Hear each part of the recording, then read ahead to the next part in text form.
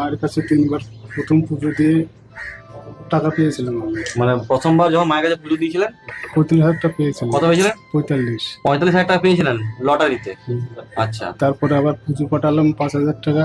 আচ্ছা, আবার 15 দিন পর আবার পেয়েছিলাম 15 দিন পর আবার পেয়েছিলেন? কত পেয়েছিলেন? 45। এক মাসে 3বার পেয়েছি 45। এক মাসে 3বার।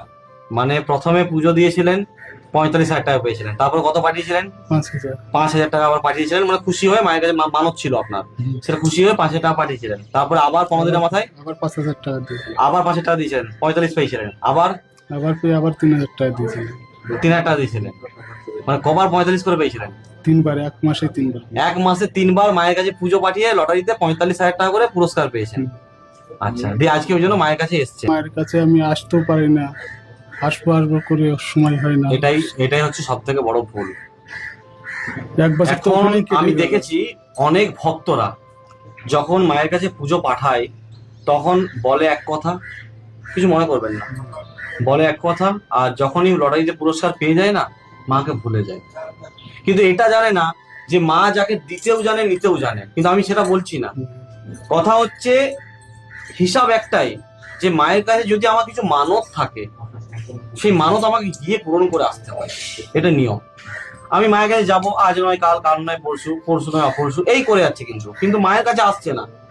যখন মায়ের কাছে চলে গেলাম বাইরে, ওখানে এক বছর তখন যদি মায়ের কাছে একবার চলে আসতেন, একবার এসে যদি মায়ের চরণ তলে একটু প্রণাম করে যেতেন, আপনার কিন্তু এই সমস্যাটা হতো না। এসে আবার 501 টাকা দিয়ে আবার জানুয়ারি মাসে পুজো পাঠিয়েছিলাম, সে প্রসাদটা যায়নি। প্রসাদটা যাবে, প্রসাদটা যায়নি জানুয়ারি মাস, তো সেই সময় হোয়াটসঅ্যাপ আমাদের প্রবলেম হয়েছিল। হ্যাঁ, জানুয়ারি মাসে আমি দিয়েছিলাম, সেই সময় কিছু প্রসাদ এসেই প্রমাণ হয়ে দিয়েছিলাম আমি পুজোটা, বাড়িতে এসেই পুজোটা তো দিয়েছিলাম। তখন যদি চলে আসতেন একবার। আসলাম, তারপরে সংসার অশান্তির পর তারপরে চলে গেল বাইরে, 7 মাস হয়ে গেল, চলে গেছে। প্রচুর ভক্ত, বিশ্বাস করবেন না, প্রচুর ভক্ত লটারিতে পুরস্কার পেয়েছে, তারপরে মাকে আর মনে রাখেনি। তারপরে এখন তারপরে পরে আসে, পরে এসে বলে যে আমি পেয়েছিলাম তখন মায়ের কৃপাতে, মায়ের কাছে আসবো বলেছিলাম, আসা হয়নি। এখন আমার এমন এত সমস্যা। সময় মা দিচ্ছে, কিন্তু বড় বড় দান আসছে, কেটে যাচ্ছে, 1 নম্বর 2 নম্বরের জন্য কেটে ঠিক আছে, মা আবার দেবে, কিন্তু লটারি বেশি কাটা চলবে না। টাকা প্রচুর খরচা করে দেন আপনি, টাকা রাখতে পারেন না, প্রচুর খরচা করে দেন। রোজগার প্রচুর করেন কিন্তু খরচাও প্রচুর রোজগার করেন। হয়, কোম্পানিতে কাজ করি, স্যালারি ভালোই থাকে, 26-27 টাকা স্যালারি। তাহলে 26-27 হাজার স্যালারি। এরপরে আপনার কাছে অনুরোধ কি থাকবে বলুন তো আমার? বলুন কি চাইবো আপনার কাছ থেকে? আমি কিছু চাইতে পারি তো? হ্যাঁ, চাইতে পারি তো? একটাই জিনিস চাইবো, লটারি বেশি খেলবেন না। কি বললাম? এটা একটা নেশা। লটারি বেশি কাটবেন না, সপ্তাহে 1 থেকে 2 দিন কাটবেন, অল্প কাটবেন। যদি প্রতিদিন কাটছিলেন তাহলে সপ্তাহে 1-2 দিন, যদি মাঝে মাঝে কাটছিলেন তাহলে বলবো মাসে একবার কাটবেন। এইটুকুই আমার চাওয়া আপনার কাছ থেকে, যে লটারি বেশি কাটবেন না। মা আপনাকে আবার দেবে, মায়ের আশীর্বাদ থাকবে আপনার উপর। ঠিক আছে, মায়ের কাছে আসবো বলেছিলেন, আসা হয়নি, ভুল হয়েছে, অনেক কষ্ট করে আমি এসেছি। মায়ের ক্ষমা চেয়ে নিন, মায়ের কাছে ক্ষমা চান। নাম বলুন? অচিন্ত মজুমদার। অচিন্ত মজুমদার। মজুমদার। গোত্র কি? নমঃশূদ্র।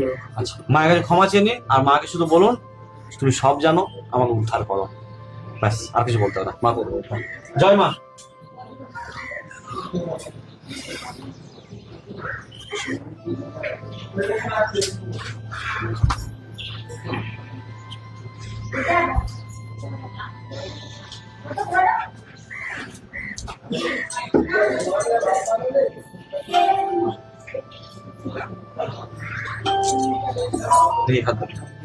একটা আতর দেবো, আতরটা নিয়ে যান। আমি তো গিল্লি তো বাড়িতে নেই 6-7 মাস ধরে, ওগুলো তো আমি তো বাড়ি থাকতে পারছি না। আতরটা নিয়ে যান, আতরটা ব্যবহার করুন, মা সঠিক পথে নিয়ে চলে যাবেন। নিজের জন্য, তাই তো? আপনার জন্য আতরটা, এটা 600 টাকা পড়বে। আতরটা নিয়ে যান, আর আতরটা শুধু আপনি ব্যবহার করবেন, আর এটা আপনাকে সঠিক পথে নিয়ে যাবে।